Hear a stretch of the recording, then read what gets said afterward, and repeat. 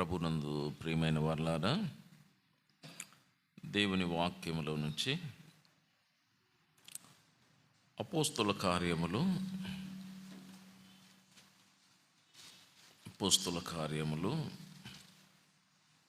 13వ అధ్యాయం 22వ వచనాన్ని మనం చదువుకుందాం. అపోస్తుల కార్యములు 13వ అధ్యాయం 22వ వచనం చదవండి నాయన. కొద్దిగా కాఫ్ ఉంది.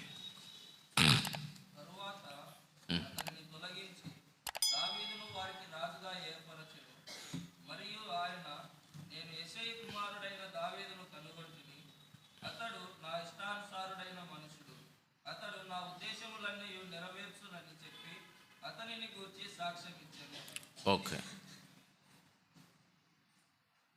ప్రభు ఈ లేఖనాన్ని మనందరి కొరకై దీవించును గాక. ఆమేన్.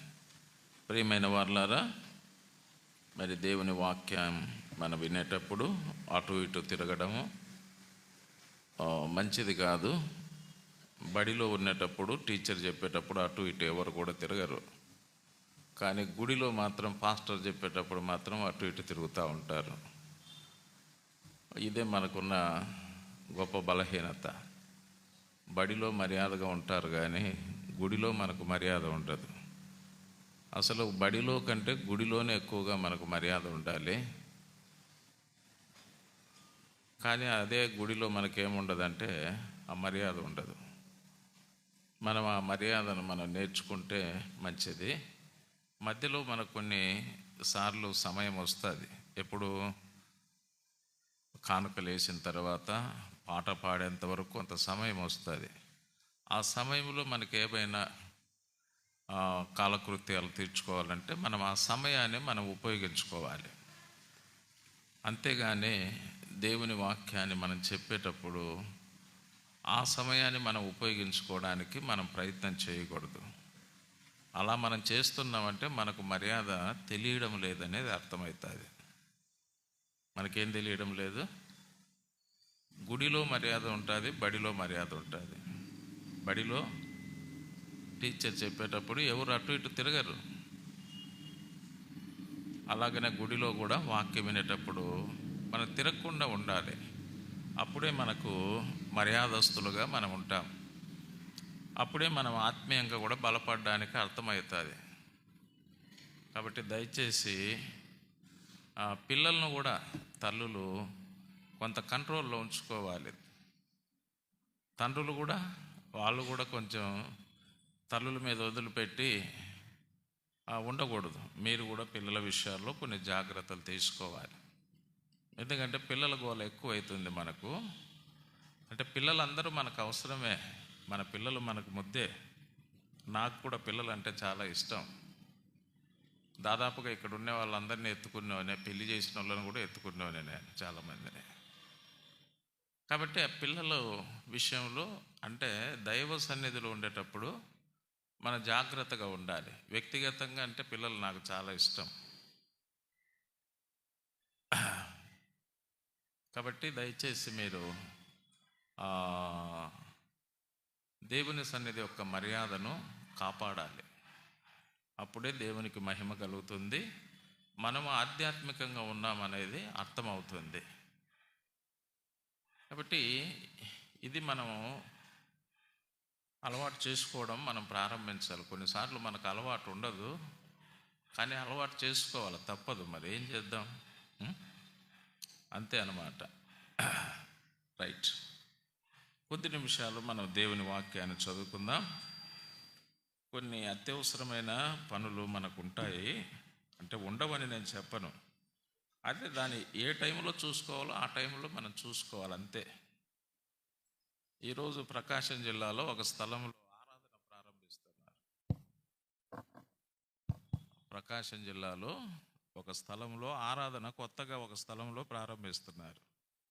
వాళ్ళు మీరు ఫోన్లో మాకు ప్రార్థన చేయాలని చెప్తున్నారట. అందుకే నేను రొట్టె విరుచు కూటం అయిపోయేంత వరకు ఉండి కిందికి వెళ్ళి నేను వరకు ప్రార్థన చేసి వచ్చా. రొట్టె విరుచు కూటం అయ్యేంత వరకు ఉండి కిందికి వెళ్ళి ప్రార్థన చేసి మళ్ళీ వచ్చేసాను అనమాట. అంటే మనకు ఉంటాయి కొన్ని విషయాలు, అంటే ఆత్మీయమైన విషయాలైనా ఉంటాయి, మిగతా పనులైనా ఉంటాయి. అందుకే దాన్ని మనం చాలా జాగ్రత్తగా బ్యాలెన్స్ చేసుకోవాలి. కాబట్టి గుడి అంటే ఎటు పడితే అటు రావడం పోవడము అనేది కాదు, దాని సాంప్రదాయం దానికి ఉండాలి. బడిలో అయితే బర్ర తీసుకొని కొడతారు, గుడిలో బర్రలు ఏముండవు కదా. అందుకే పిల్లలకు భయం అన్నమాట బడి అంటే.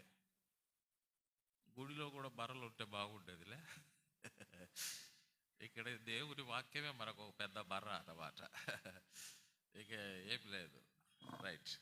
చిన్నప్పుడు అంతా బర్రల దెబ్బలు తిన్నాం కదా, ఇంకా ఇప్పుడు పెద్దోళ్ళమైనాం, మళ్ళీ ఆ దెబ్బలు ఏడ తింటాంలే. రైట్, మంచిది.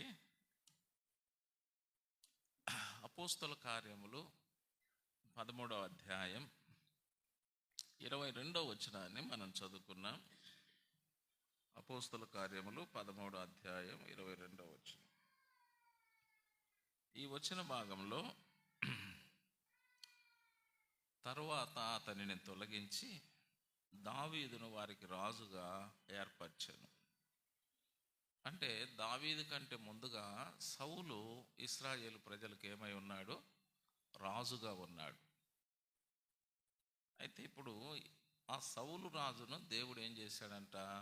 తొలగించి అనే మాట మనం చూస్తాం. తొలగించి దావీదును వారికి రాజుగా ఏర్పరచెను. మరి ఆయనను ఎందుకు తొలగించాడు?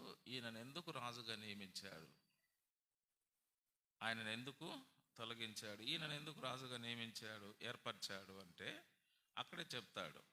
ఏమంటాడు?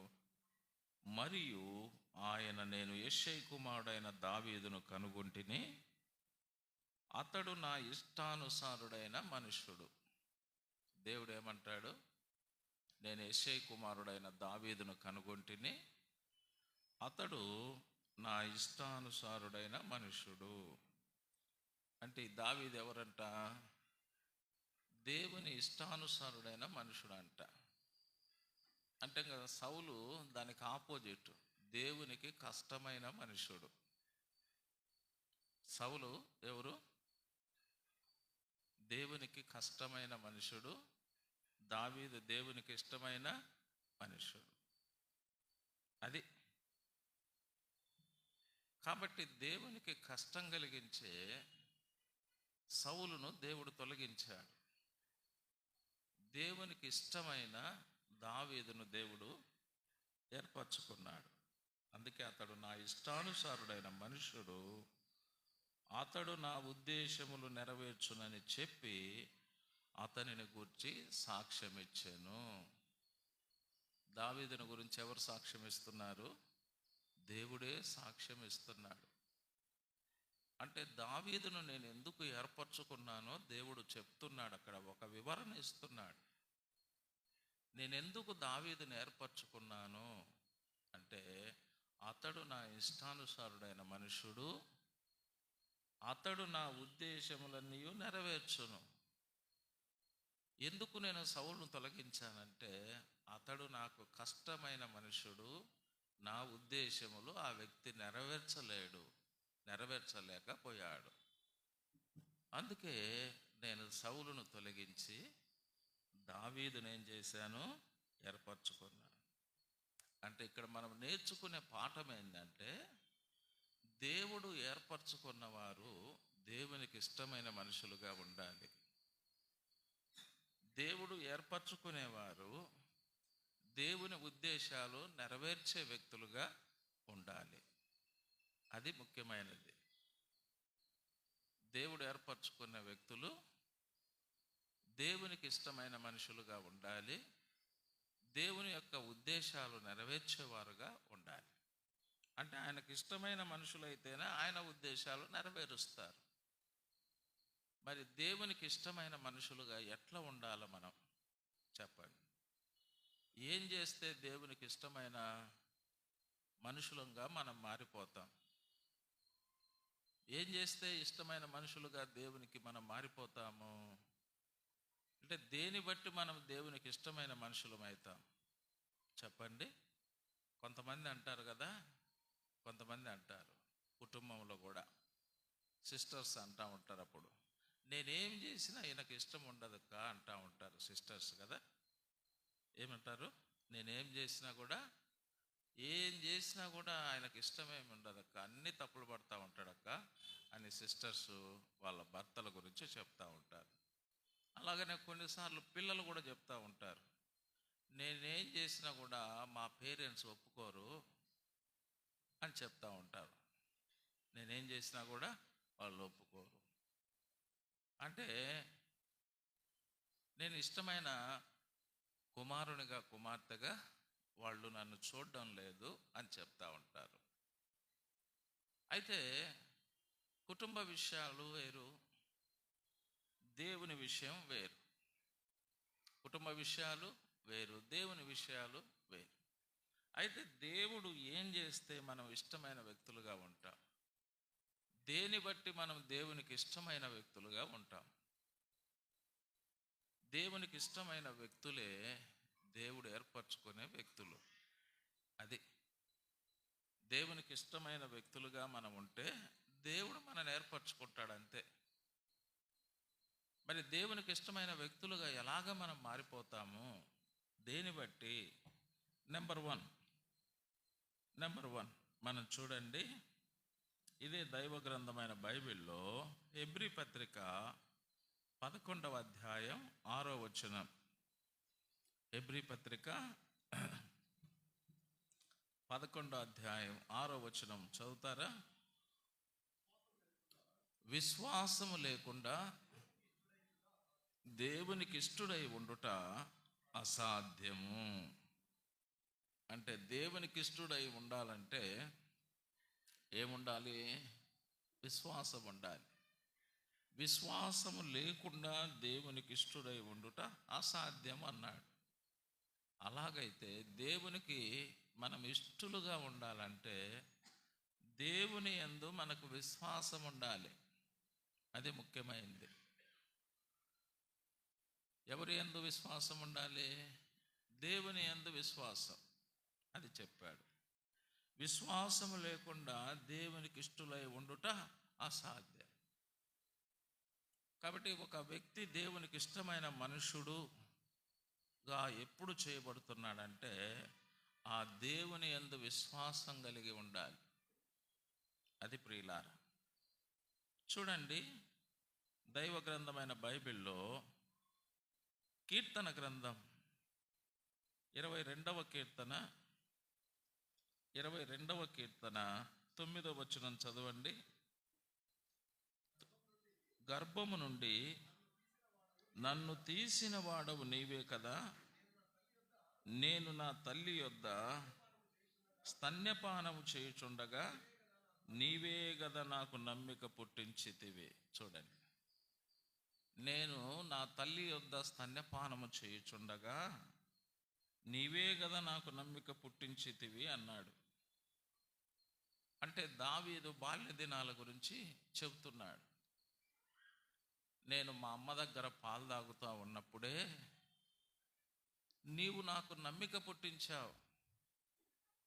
అంటే దేవుని ఎప్పుడు విశ్వసించాడు దావీదు? చాలా చిన్న వయసులోనే విశ్వసించాడు ప్రియులారా, చాలా చిన్న వయసులోనే విశ్వసించాడు. వాళ్ళ అమ్మగారు ఒకవైపు బిడ్డకు పాలిస్తూ మరొక వైపు దేవుని మాటలు చెప్పేది వాళ్ళ అమ్మ. మనం కూడా మన బిడ్డలకు పాలు ఇవ్వాలి, బిస్కెట్లు ఇవ్వాలి, బ్రెడ్ ఇవ్వాలి, భోజనం ఇవ్వాలి, మాంసం ఇవ్వాలి. అలాగనే వారికి ఏమి ఇవ్వాలంటే దేవుని మాటలు కూడా మనం ఇవ్వాలి. చాలామంది తల్లిదండ్రులు పాలు ఇస్తారు మంచిదే, బిస్కెట్లు ఇస్తారు మంచిదే, బ్రెడ్ ఇస్తారు మంచిదే, భోజనం ఇస్తారు మంచిదే, కానీ ఏమి ఇవ్వడం లేదు చెప్పండి? ఏమి ఇవ్వడం లేదు? దేవుని మాటలు మాత్రం ఇవ్వడం లేదు చాలామంది. దేవుని మాటలు ఇవ్వడం లేదు. దేవుని మాటలు మనం ఇవ్వాలి. చూడండి, రోమాపత్రిక 10వ అధ్యాయం, రోమాపత్రిక 10వ అధ్యాయం 17వ వచనం చదువుతారా? 17వ వచనం. కాగా వినుట వలన విశ్వాసము కలుగును, వినుట క్రీస్తును గురించిన మాట వలన కలుగును. ఏ మాట ఇవ్వాలి? క్రీస్తును గురించిన మాట. అమ్మా, అయ్యా, క్రీస్తును గురించిన మాటలు నీ పిల్లలకు ఇచ్చినావా? ఏ మాటలు ఇవ్వాలి? క్రీస్తును గురించిన మాట.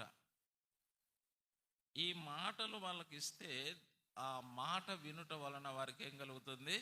విశ్వాసం కలుగుతుంది. నువ్వు అన్నీ ఇచ్చినావు, పాలు ఇచ్చినావు, బిస్కెట్ ఇచ్చినావు, బ్రెడ్ ఇచ్చినావు, మంచి భోజనం ఇచ్చినావు, మంచి బట్టలు ఇచ్చినావు, కావలసిన డబ్బులు ఇచ్చినావు, వాళ్ళకి ఏం కావాలంటే ఇచ్చినావు, మంచిదే. తల్లిగా నువ్వు ఇవ్వాలి, తండ్రిగా నువ్వు ఇవ్వాలి. కానీ క్రీస్తుని గురించిన మాటలు ఎప్పుడైనా ఇచ్చినావా? మా అమ్మ నాకు క్రీస్తుని గురించి చెప్పిందండి, మా నాన్న నాకు క్రీస్తుని గురించి చెప్పాడండి, నేను అందుకే చిన్న వయసులోనే యేసుక్రీస్తుని నమ్ముకున్నాను, నేను రక్షించబడినానని మన పిల్లలు చెప్పగలుగుతున్నారా? అది ఆలోచన చేయాలి. చాలామంది తల్లిదండ్రులు ఏమన్నా, ఏం కొదవ చేసినావున్నా, మా పిల్లలకు చెప్పినట్టు వినడం లేదన్నా, మా పాప చెప్పినట్టు వినడం లేదన్నా, మా కొడుకు, వాళ్ళకి ఏం కొదవ చేసినామన్నా అంటారు. ఏం కొదవ చేయలేదమ్మా, మీరు చాలా మంచి పేరెంట్స్. కొదవ చేసినంత ఏంటంటే క్రీస్తుని గురించిన మాటలు ఇవ్వడమే మీరు కొదవ చేశారు. మీరేం కొదవ చేయలేదు, మీరు చాలా బాగా చూసుకున్నారు. కానీ యేసు ప్రభుని గురించిన మాటలు ఎప్పుడు మీరు చెప్పలేదు. యేసు ప్రభు మన పాపముల కొరకు చనిపోయినాడు, సమాధి చేయబడినాడు, తిరిగి లేచాడు. మనము జన్మ పాపులము, కర్మ పాపులము. యేసు ప్రభు దగ్గర పాపాలు ఒప్పుకుంటే ప్రభు క్షమిస్తాడు, ఆయన రక్షిస్తాడు అనే మాటలు ఎప్పుడు ఇవ్వలేదు. అమ్మా, ఈ మాటలు ఇచ్చినారు ఎప్పుడైనా? వాళ్ళమ్మ చిన్నప్పుడే ఇచ్చిందంట. వాళ్ళమ్మ చిన్నప్పుడే, నేను నా తల్లి వద్ద స్తన్యపానం చేయుచుండగానే నీవు నాకు నమ్మిక పుట్టించేదివి. చూసారా?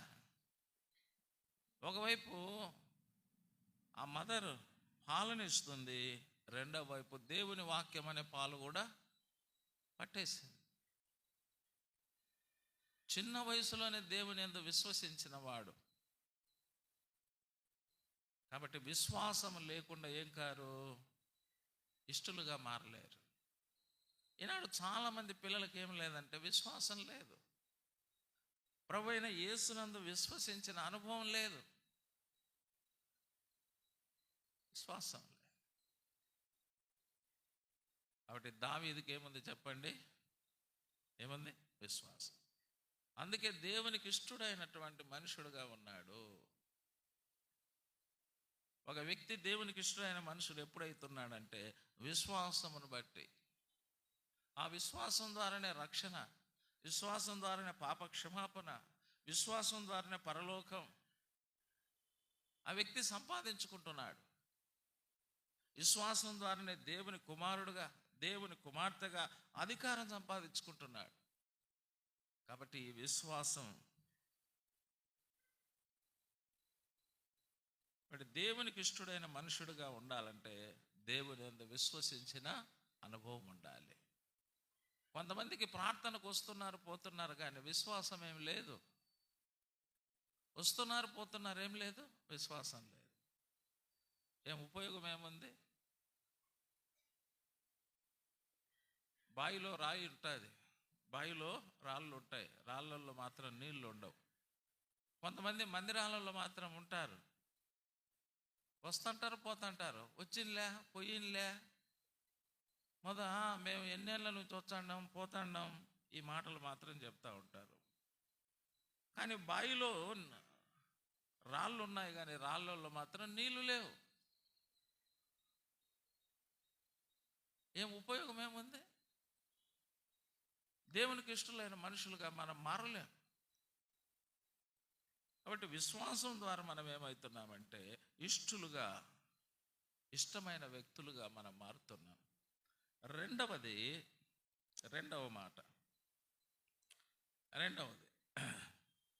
మార్కు సువార్త 3:13 చదువుతారా? 3:13 మార్కు సువార్త 3వ అధ్యాయం 13వ వచనం. ఆయన కొండెక్కి తనకిష్టమైన వారిని పిలువగా ఆయన యొద్దకు వారు వచ్చిరి, వారు తనతో కూడా ఉండునట్లు అన్నాడు. ఆయనకిష్టమైన వారిని ఆయన పిలిచాడంట. దేనికోసం పిలిచాడంట? తనతో కూడా ఉండునట్లు. తనతో కూడా ఉండునట్లు అంటే ప్రభువుతో సహవాసం కోసం పిలిచాడు. అక్కడ కొన్నిసార్లు మనం ఉన్నట్టుండి ఎవరికైనా ఫోన్ చేసి రమ్మంటాం. ఏం చెప్పండి అంటారు. కూర్చోండి కాసేపు మాట్లాడుకుందాం అంటాం. దేనికి? సహవాసం కోసం. అది ఇక్కడ ఆయన కొండెక్కి తనకిష్టమైన వారిని పిలువగా వారు ఆయన వద్దకు వచ్చిరి, తనతో కూడా ఉండునట్లు. అంటే విశ్వాసం ఉండాలి, సహవాసం ఉండాలి. ప్రభువు మీద విశ్వసించిన అనుభవం ఒకటైతే, ప్రభువుతో సహవాసం చేసే అనుభవం రెండవది ఉండాలి. ఎప్పుడు మనం ప్రభువుకి ఇష్టలమవుతాం, దేవునికి ఇష్టమైన మనుషులమవుతాం, ఆయనతో మనకు సహవాసం ఉండాలి. కొంతమందికి విశ్వాసం ఉంది కానీ ఏం లేదంటే సహవాసం లేదు. సహవాసం అంటే చాలామందికి ఏమైపోయిందంటే సన్నగిల్లిపోయింది. సహవాసం అంటే ఏమైంది? సన్నగిల్లిపోయింది. మనం ఎప్పుడు దేవునికి ఇష్టమైన వ్యక్తులుగా మారిపోతామంటే ఆయనతో మనం సహవాసం కలిగి ఉండాలి. సహవాసం కలిగి ఉండాలి. మనము సండే బిలీవర్స్గా కాదు, ఎవ్రీడే బిలీవర్స్గా ఉండాలి. మనం సండే బిలీవర్స్గా కాదు, ఎవ్రీడే బిలీవర్స్. అంటే మనము ప్రతిరోజు కూడా ప్రభువుతో సహవాసం చేసే వారంగా ఉండాలి. మనం ప్రతిరోజు కూడా ఆయనతో సహవాసం చేసే వారంగా ఉండాలి. చూడండి, కొరింథీయులకు రాసిన మొదటి పత్రిక 1వ అధ్యాయం 9వ వచనం ఏమంటాడు? 9వ వచనం, మన ప్రభు అయిన యేసుక్రీస్తు అను తన కుమారుని సహవాసమునకు మిమ్మును పిలిచిన దేవుడు నమ్మదగిన వాడు. ఎక్కడికి పిలిచాడంట? కుమారుని సహవాసమునకు. కుమారుని యందు విశ్వాసం నాకు మాత్రమే కాదు, కుమారునితో సహవాసం కూడా మనం కలిగి ఉండాలి. అది చెప్పాడు.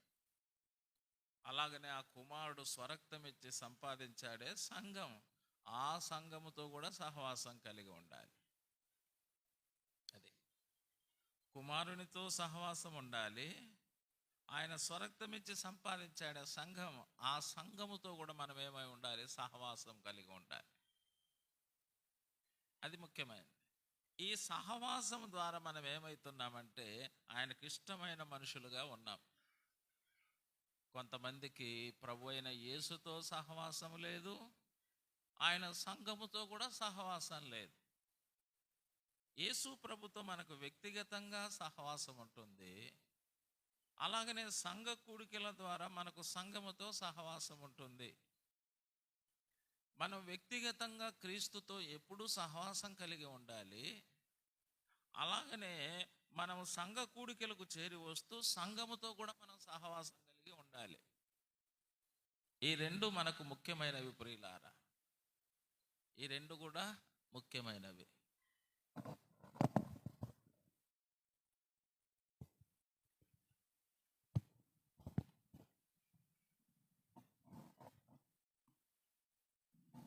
కుటుంబంలో మనం గమనిస్తాం, పిల్లలకు తల్లితో సహవాసం ఉంటుంది, తండ్రితో కూడా ఏముంటుంది చెప్పండి, సహవాసం ఉంటుంది. అందుకే తల్లి అంటుంది, అన్నీ మీ నాయన పోలికలు వచ్చినాయి మీకు అంటుంది లేదా? అప్పుడు తండ్రి కూడా అంటాడు, ఏమంటాడంటే అన్నీ మీ అమ్మ పోలికలు వచ్చినాయి అంటాడు.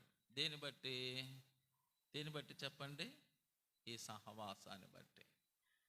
అంటే ఈ సహవాసం ఎందుకోసం అంటే, తండ్రితో పిల్లలకు సరైన సహవాసం కూడా లేకపోతే ఆ తండ్రి యొక్క ప్రభావం పిల్లల మీద ఉండదు. తల్లి యొక్క సహవాసం పిల్లలకు లేకపోతే ఆ తల్లి యొక్క ప్రభావం పిల్లల మీద ఉండదు. మనకి సహవాసం దేనికోసం అంటే ఆ ప్రభావం మన మీదకి రావడానికి. మనం యేసు ప్రభుతో సహవాసం చేయటం ద్వారా క్రీస్తు యొక్క ప్రభావం మన మీద పనిచేస్తుంది. క్రీస్తు యొక్క ప్రభావం చూడండి, కొత్త నిబంధన మనకు అదే నేర్పించే ఒక వాస్తవికమైన సత్యం అది. ఎఫెసీ పత్రిక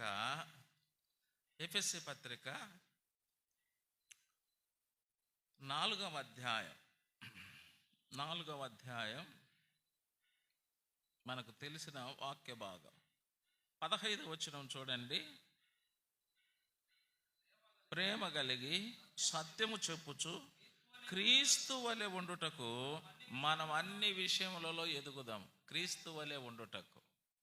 చాలాసార్లు అంతా వాళ్ళ నాయన మాదిరే, అంతా వాళ్ళ అమ్మ మాదిరే అంటూ ఉంటారు. అంటే ఆ నాయనతో ఎక్కువగా ఉంటే నాయన మాదిరి, అమ్మతో ఎక్కువ ఉంటే అమ్మ మాదిరి అని చెప్తా ఉంటారు. మరి క్రీస్తుతో మనం సహవాసంలో ఎక్కువగా ఉంటే ఎట్లా వస్తాము? క్రీస్తు మాదిరి. అంతే, అదే చెబుతున్నాడు అక్కడ.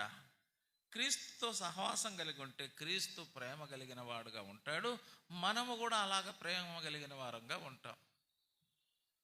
అలాగనే క్రీస్తు ఇంకా ఎలా ఉంటాడని చెప్పాడు అక్కడ, సత్యము చెప్పుచు. క్రీస్తు సత్యం చెప్పిన వాడుగా ఉంటాడు, మనం సత్యం చెప్పేవారుగానే ఉంటాం.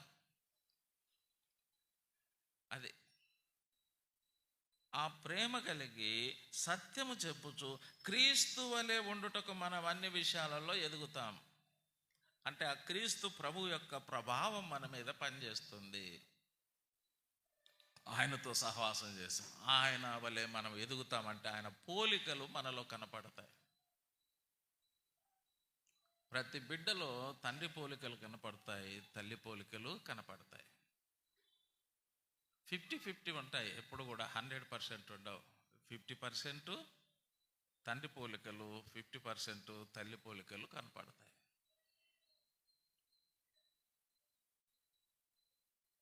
వాళ్ళ నాయన్ని అడిగితే అమ్మ మాదిరి అంటాడు, అమ్మని అడిగితే నాయన మాదిరి అంటాడు. తెలుసా? కనపడతాయి. అలాగనే మనం క్రీస్తుతో సహవాసం చేస్తున్నప్పుడు క్రీస్తు యొక్క ఆ పోలికలు మనలోకి వస్తాయి. అలాగనే సంఘముతో సహవాసం చేసేటప్పుడు సంఘము యొక్క పోలికలు కూడా మనకు వస్తాయి. సంఘము యొక్క పోలిక ఏంది?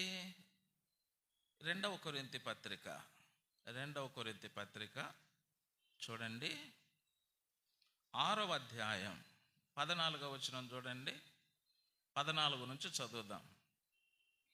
మీరు ఆ అవిశ్వాసులతో జోడుగా ఉండకుడి, నీతికి దుర్నీతితో ఏమి సాంగత్యం. అదే మనం సంఘంతో సహవాసం చేసేటప్పుడు అవిశ్వాసులతో జోడుగా ఉండాలని మనకి ఇష్టం ఉండదు, విశ్వాసులతో జోడుగా ఉండాలని ఉంటుంది. వెలుగునకు చీకటితో పొత్తు ఏమి అంటే, వెలుగుకు చీకటికి ఏముండదు, పొత్తు ఉండదు. అంటే ప్రత్యేకత కలిగి ఉంటాం. క్రీస్తునకు బెలయాలతో ఏమి సంబంధము? అవిశ్వాసతో విశ్వాసకి పాలెక్కడిది? దేవుని ఆలయమునకు విగ్రహములతో ఏమి పొందిక?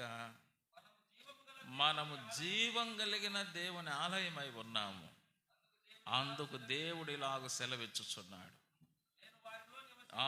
నేను వారిలో నివసించి సంచరింతును, నేను వారి దేవుడినై ఉందును, వారు నా ప్రజలై ఉందురు. కావున మీరు వారి మధ్య నుండి బయలువెడలి ప్రత్యేకముగా ఉండడి. సంఘం అంటే ప్రత్యేకించబడింది. అది లోకములో నుండి సంఘం ఏం చేశాడు? ప్రభు ప్రత్యేకించాడు. ఆనాడు ఇశ్రాయేలీయులను ఐగుప్తులో నుండి బయటికి తీసుకొచ్చినట్టుగా మనను కూడా ఈ లోకములో నుండి ప్రభు ఏం చేశాడంటే బయటికి తీసుకొచ్చాడు, ప్రత్యేకపరిచాడు. ఈ సంఘ సహవాసం ద్వారా మనం ప్రత్యేకంగా జీవించాలన్న తపన మనలో కలుగుతుంది. అది అంటే ఈ సంఘం యొక్క ప్రభావం కూడా మనం పనిచేస్తుంది. అరే, ఆ బ్రదరు ఆ సిస్టరు ఇలాగ ప్రత్యేకంగా ఉన్నారు, నేను కూడా అలాగ ఉండాలా అనిపిస్తుంది. ప్రత్యేకమైన జీవితాన్ని మనం కలిగి ఉండడానికి ప్రేరేపించబడతాం. ఈ సంఘ సహవాసం లేకపోతే ఏమైపోయి ఉంటుందంటే ఈ ప్రత్యేకమైన జీవితం అనేది మన జీవితాల్లో కనపడదు. యేసుప్రభువుని నమ్ముకున్నాం, బాప్తిసం తీసుకున్నాం, ఈ మాటలు తప్పితే ఏముండవు. ఇంకా నమ్ముకున్నాం, బాప్తిసం తీసుకున్నాం, అంతేగాని ప్రత్యేకత అనేది ఏముండదు. సంఘ సహవాసం ద్వారా ఒక వ్యక్తి ప్రత్యేకంగా జీవించడానికి ప్రేరేపించబడతా ఉంటాడు.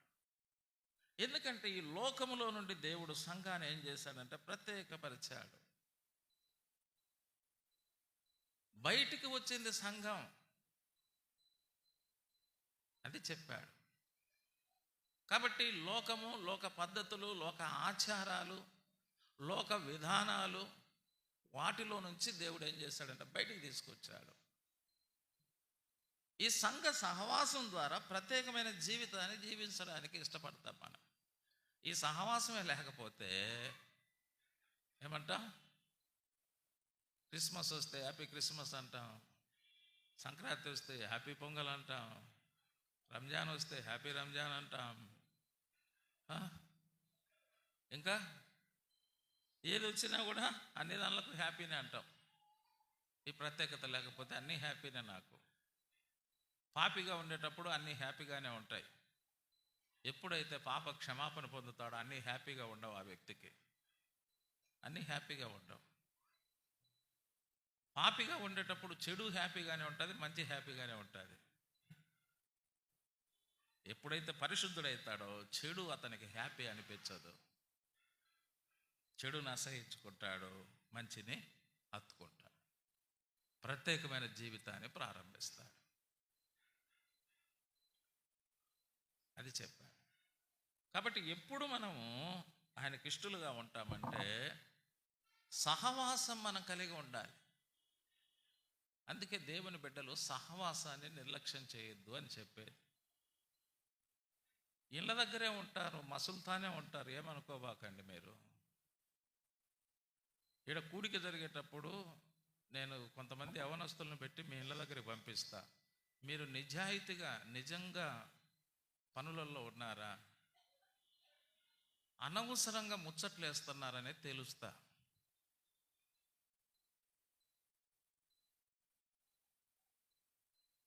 చాలామంది అనవసరంగా ఏమీ పని ఉండదు. అది చాలా సిగ్గుతో కూడిన విషయాలు. కొంతమంది సిగ్గుపడవలసిన విషయాలు ఏం చేస్తూ ఉంటారంటే అతిశయపడతా ఉంటారు. సిగ్గుపడవలసినవి మనం సిగ్గుపడాలి. ఎవరమైనా సరే సిగ్గుపడాల్సిన దాంట్లో అతిశయపడితే ఎట్లా? ఇంటి దగ్గరే ఉంటాం, ఏమంటే ఏమిలే అంట, ఇదేందంగా ఇది. వాళ్ళు ఇచ్చే జవాబు ఏందంట? ఏమి రాలేదంటే ఏమి లేదంట. ఇదే ఆ జవాబు. కొంతమంది ఏం సహవాసానికి రాలేదంటే ఉలుకు లేదు పలుకు లేదు, ఇదే జవాబు. ఇదే ఇంత సిగ్గుతో తల ఉంచుకోవాలి మనం. ఏమి లేదనే మాట జవాబా? ఉలుకు లేదు పలుకు లేదంటే అది జవాబా? ఎట్లా దేవునికి ఇష్టమైన మనుషులమైతాం మనము? మనకు పాటలు ప్రసంగాల ద్వారా ఇష్టమైన వ్యక్తులం కాదు మనము. ఆ సహవాసం ద్వారా మనం ఇష్టమైన వ్యక్తులుగా మారుతున్నవాడ. మనం అర్థం చేసుకోవాలి దేవుని వాక్యాన్ని. ఇక మూడవదిగా మనం చూద్దాం. కీర్తన గ్రంథం 16వ కీర్తన 3వ వచనం. 16వ కీర్తన 3వ వచనం చూడండి. నేను ఇలాగందును, భూమి మీదనున్న భక్తులే శ్రేష్ఠులు, వారు నాకు కేవలం ఇష్టలు. 3వ మాట ఏమన్నాడు? భూమి మీదనున్న భక్తులే శ్రేష్ఠులు, వారు కేవలం నాకు ఇష్టలు. మరి దేవునికి ఇష్టలుగా ఉండాలంటే భక్తులుగా ఉండాలి. అది భక్తులు. ఒకప్పుడు మనం ఎవరమంటే భక్తిహీనులం. యేసుప్రభుని నమ్ముకున్నట ద్వారా భక్తులుగా చేయబడ్డాం. ఇక మనం భక్తులుగానే ఉండాలి. అంటూ ఉంటారు కదా కొన్నిసార్లు మన వాళ్ళు, పెద్ద భక్తురాలువులే, పెద్ద భక్తుడవులే అని చెప్తా ఉంటారు. అంటే వాళ్ళకి ఏవైనా తేడా కనపడినప్పుడు మన మీద వేసేది ఏంటంటే అదే కదా, పెద్ద భక్తురాలు, పెద్ద భక్తుడు అని చెప్తా ఉంటారు. వాళ్ళు మనని ఏమన్నా అనుకోకపోని వాళ్ళ సర్టిఫికెట్తో మనకు అవసరం లేదు. దేవుని వాక్య ప్రకారంగా మనం భక్తులుగా ఉండాలి. అదే దేవునికి ఇష్టమైనది. ఎవరో సర్టిఫికెట్ ఇచ్చినారు లేదా సర్టిఫికెట్ ఇవ్వలేదని కాదడ ఉద్దేశం. ఇతరుల సర్టిఫికెట్లతో కాదు, కానీ దేవుని వాక్యం ఏం చెబుతుంది, దేవుని వాక్యం ఏం చెబుతుంది చూడండి. కొత్త నిబంధనలోనే మనము భక్తులుగా ఉంటున్నామనే దానికి కొత్త నిబంధనే మనకు ఒక అర్థం. తిమోతికి రాసిన మొదటి పత్రిక 2వ అధ్యాయం 1వ వచనం చదవండి.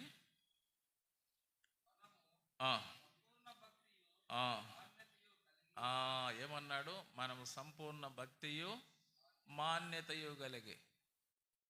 ఎటువంటి భక్తి కలిగి ఉండాలంట? సంపూర్ణమైన భక్తి అన్నాడు. అసంపూర్ణమైన భక్తి కాదు. అంటే సగం సగం కాదు, 50-50 కాదు, 50-50 బిస్కెట్ మాదిరి. సగం షుగరు సగము సాల్టు, 50-50 కాదు. మనము సంపూర్ణమైన భక్తి కలిగి ఉండాలంటే ఏం చేయాలి? అక్కడే చెప్పాడు, చదవండి. రెండవది, నెమ్మదిగా సుఖంగా కూడా బతుకుతాం సంపూర్ణమైన భక్తి ఉంటే. నాకు సంపూర్ణమైన భక్తి ఉంది, నెమ్మది లేకుండా ఉన్నానని మాత్రం చెప్పడానికి వీలు లేదు. అది నీవు సంపూర్ణ భక్తి కలిగి ఉంటే నువ్వు నెమ్మదిగా సుఖంగా కూడా ఉంటావు.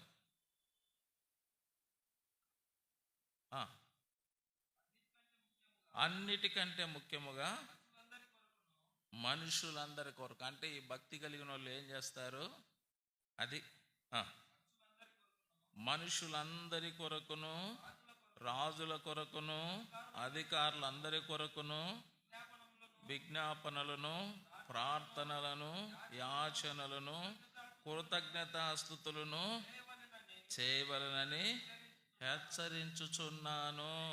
ఇది మంచిదియు మన రక్షకుడకు దేవుని దృష్టికి అనుకూలమునై ఉన్నది. చూసారా? ఒక వ్యక్తి భక్తి కలిగిన వాడుగా ఉన్నాడు, ఒక సహోదరి భక్తి కలిగినదిగా ఉందంటే వాళ్ళు ఏం చేస్తారంట? మనుషులందరి కోసం ప్రార్థన చేస్తారు, రాజుల కోసం ప్రార్థన చేస్తారు, అధికారుల కోసం ప్రార్థన, విజ్ఞాపనలు, యాచనలు చేస్తారు వాళ్ళు. కాబట్టి అన్నిటికంటే ముఖ్యంగా ఈ ప్రార్థనా జీవితాన్ని వాళ్ళు కలిగి ఉంటారు. భక్తులకు ముఖ్యంగా ఉండాల్సినది ఏంది చెప్పండి? ప్రార్థన. చాలామంది ప్రార్థనలకే రారు. ప్రార్థనా కూడికంటే ముఖమే మొఖాలే కనపడవు. ఆరాధన కూటంలో ముఖాలు కనపడతాయి, బైబిల్ స్టడీలో ముఖాలు కనపడతాయి. ప్రార్థనా కూటంలో ముఖాలే కనపడవే. ఎందుకు ముఖాలు కనపడవు? మోకాళ్ళు వంచాలంట.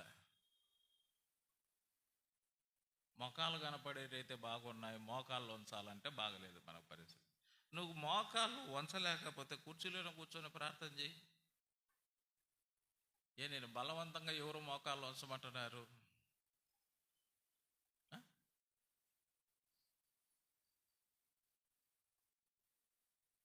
ప్రార్థనా కూటం అంటే చాలామంది కనపడరు చూడండి.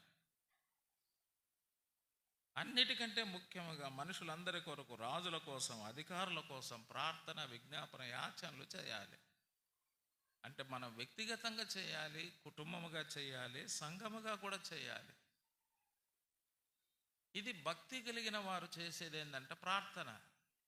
అసలు ప్రార్థన అంటే నీకు పట్టింపు లేదంటే నీకు భక్తి విషయం ఆలోచన చేసుకోవాలి. కొంతమందికి భక్తి అంటే ఏందనుకుంటున్నారంటే ఆదివారం వచ్చి రొట్టె రసం, దేవా నీకు స్తోత్రం నాకు ఆత్రం అనేది అనుకుంటున్నారు. అది కాదు భక్తి. ఆ రొట్టె కోసం, రసం కోసం కాదు మనం వస్తున్నది. చెప్తాడు. ఇంకా చూడండి, ఈ 4వ అధ్యాయంలో ఏమంటాడు? తిమోతికి మొదటి పత్రిక 4వ అధ్యాయం 7వ వచనం చూడండి. అపవిత్రములైన ముసలమ్మ ముచ్చట్లు విసర్జించి దేవభక్తి విషయంలో నీకు నీవే సాధకము చేసుకో. అది భక్తి కలిగిన వారు అపవిత్రములైన ముసలమ్మ ముచ్చట్లు చేయరు. ఒక సహోదరి అనేది, ఏందన్నా ఎప్పుడు మా ఆడోళ్ళకే చెప్తా ఉంటారు ఇది ముసలమ్మ ముచ్చట్లు, అందరూ ముసలయ్య ముచ్చట్లు కూడా చేస్తున్నారు, వాళ్ళని గురించి కూడా చెప్పండి అనేది.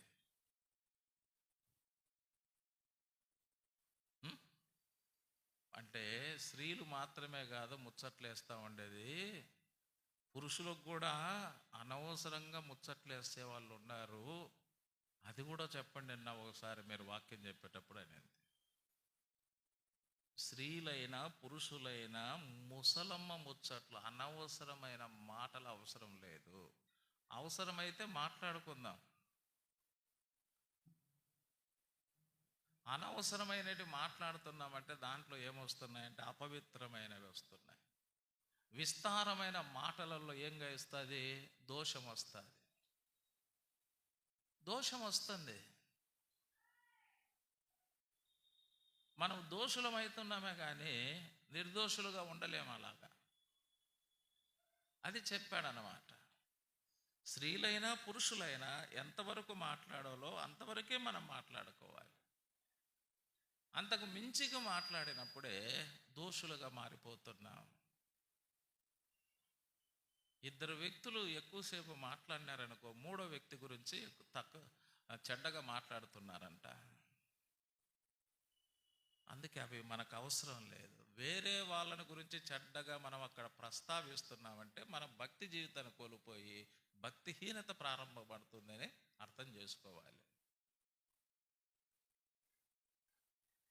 అది చెప్పాడు. అందుకే స్త్రీలు కావచ్చు, పురుషులు కావచ్చు, యవనస్తులు కావచ్చు, నేను యవనస్తులకు కూడా చెప్పేది అదే, మీరు ఎంతవరకు ఇక్కడ పని ఉంటుందో అంతవరకే ఉండండి. అంతకు మించి మీరు ఉండగాకండి, మాట్లాడుకోగాకండి. దాని ద్వారా మీరు భక్తి రాదు. మీకు భక్తి రాదు. మనకు భక్తి సాధకమైతే ఉండొచ్చు మనం ఎంతసేపు అయినా, భక్తిని కోల్పోయే పరిస్థితి తెచ్చుకోకూడదు. అది చెప్తారు. కాబట్టి ప్రార్థన ఉండాలి. రెండవది, అపవిత్రములైనటువంటి ముచ్చట్లకు మనం దూరంగా ఉండాలి భక్తి జీవితం అంటే. అప్పుడు దేవునికి ఇష్టమైన మనుషులుగా మనం ఉంటాం. అది చెప్పాడు. ఇక 3వ మాట చూడండి, 5వ అధ్యాయం, తిమోతికి రాసిన మొదటి పత్రిక 5వ అధ్యాయం 5వ అధ్యాయం 4వ వచనం ఏమంటాడో చూడండి. 4వ వచనం, అయితే ఏ విధవరాలికైనా పిల్లలు కానీ మనవళ్ళు కానీ ఉండిన ఎడల వీరు మొదట తమ ఇంటి వారి ఎడల భక్తి కనపరచుటకు తమ తల్లిదండ్రులకు ప్రత్యుపకారము చేయుటకు నేర్చుకొనవలెను. ఇది దేవుని దృష్టికి అనుకూలమైనది. ఇది మరొక భక్తి. ఏంటంటే ప్రతి కుటుంబంలో ముసలోళ్ళు ఉంటారు.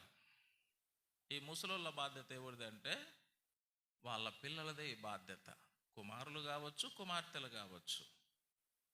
కొన్ని కుటుంబాలలో కుమార్తెలు బాధ్యత తీసుకుంటారు, కొన్ని కుటుంబాల్లో కుమారులు బాధ్యత తీసుకుంటారు. అసలు కుమారులే లేని కుటుంబాలు కూడా ఉన్నాయి, కుమార్తెలే ఉంటారు. ఎవరు చూడాలి బాధ్యత? కుమార్తెలే చూడాలి. కాబట్టి మీ కొడుకులు కాడికి పోండి అంటే కొడుకులే లేరు, ఆడికి పోవాలి. యా కొడుకులు కాడికి పోవాలా? అంటే బాధ్యత ఎవరిది? అది పిల్లలదే. కాబట్టి తమ తల్లిదండ్రులకు వీరు ఏం చేయాలంటే ప్రత్యుపకారం చేయాలి. అది భక్తి. ఆ తల్లిదండ్రుల యొక్క బాధ్యత ఎవరు చూడాలి? ఎవరు చూడాలి? పిల్లలే చూడాలి. ఇది భక్తి కలిగినటువంటి జీవితం. కుమార్తెలు చూసినా తప్పు లేదు, కుమారులు చూసినా కూడా తప్పు లేదు. ఈ వృద్ధాప్యంలోకి వచ్చినప్పటికీ వాళ్ళ బాధ్యత వీళ్ళు తీసుకోవాలన్నమాట. వీళ్ళ బాధ్యత వీళ్ళు తీసుకోవాలి. అది భక్తి జీవితం యొక్క లక్షణం అంటారు. భక్తి జీవితం యొక్క లక్షణం ఆ బాధ్యత. కొన్నిసార్లు వాళ్ళు మన దగ్గరే ఉండవచ్చు, లేదా మనకంటే దూరంగా ఉండవచ్చు. ఎక్కడ ఉన్నా కూడా వారి యొక్క బాధ్యతను మనం చూడాలి. ఇది భక్తి కనపరచుట అని చెప్తారన్నమాట. మన భక్తి జీవితానికి అది ఒక మంచిది.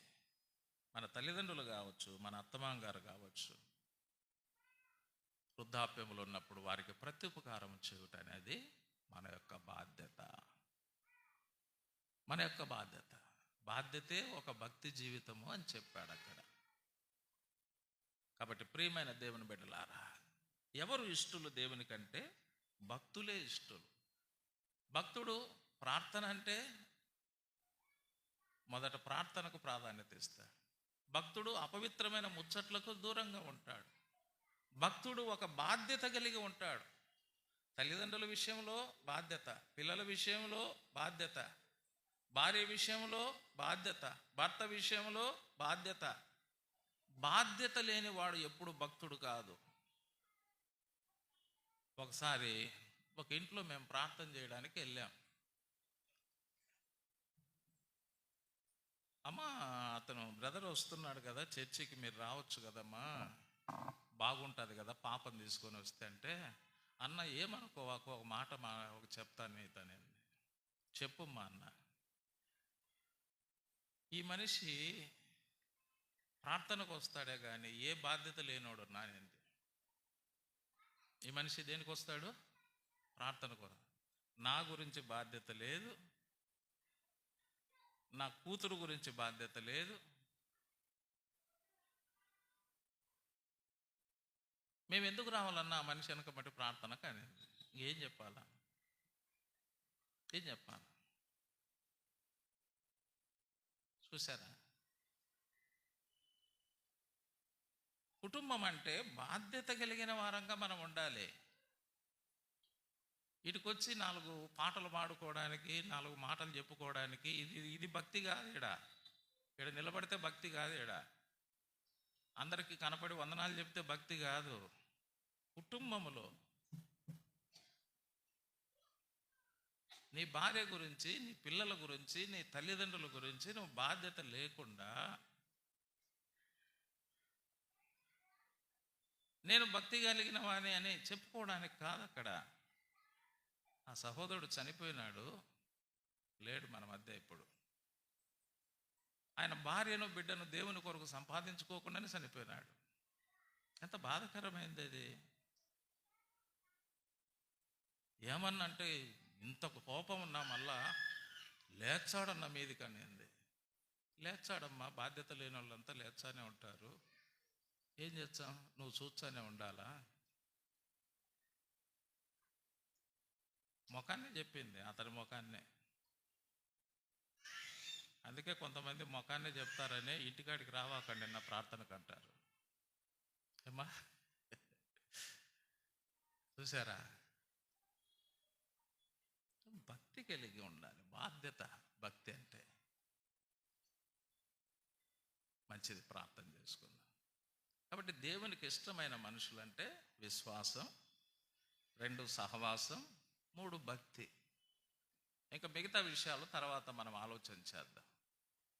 కాబట్టి అటువంటి ఇష్టమైన వ్యక్తులను దేవుడు ఏర్పరచుకుంటాడు. మరి దేవుడు ఏర్పరచుకునే వ్యక్తులుగా మనం ఉండాలి, కానీ దేవుడు తృణీకరించే వ్యక్తులుగా మనం ఉండకూడదు. అలాంటి కృప దావీదుకు దయచేసిన దేవుడు మనకును దయచేయునుగా. ఆమేన్.